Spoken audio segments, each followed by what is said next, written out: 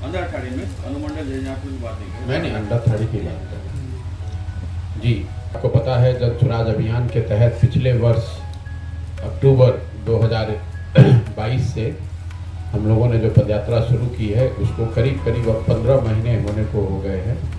इन 15 महीनों में पश्चिम चंपारण से चल के पूर्वी चंपारण, शिवहर, गोपालगंज, सिवान, छपरा, वैशाली, समस्तीपुर, मुजफ्फरपुर, सीतामढ़ी होते हुए मैं पिछले महीने यहाँ मधुबनी में आया हूँ और पिछले करीब 25 दिनों से मैं मधुबनी के विभिन्न प्रखंडों, पंचायतों में अपनी पदयात्रा कर रहा हूँ। अभी यहाँ पर करीब हम लोग 10 दिन और रहेंगे।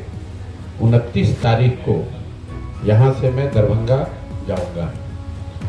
पदयात्रा का जो उद्देश्य है, जैसा कि पदयात्रा की शुरुआत में बताया गया था, बिहार में जो स्थिति है, बिहार की गरीबी है, जो पिछड़ापन है, जो बदहाली है, इसको सुधारने के लिए हम लोगों की सोच है कि जब तक समाज के स्तर पर प्रयास नहीं किया जाएगा तब तक बिहार में सुधार की संभावना करीब करीब नहीं है।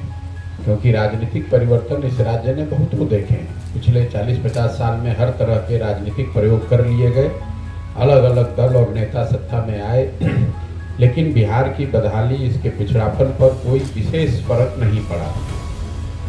1970 के दशक में भी बिहार देश का सबसे गरीब राज्य था। जब लालू जी 1990 में मुख्यमंत्री बने तब भी हम लोग देश में सबसे गरीब थे। जब नीतीश कुमार 2004 में मुख्यमंत्री बने तब भी हम लोग देश में सबसे गरीब थे और आज 2023 में भी देश का सबसे गरीब राज्य बिहार ही है।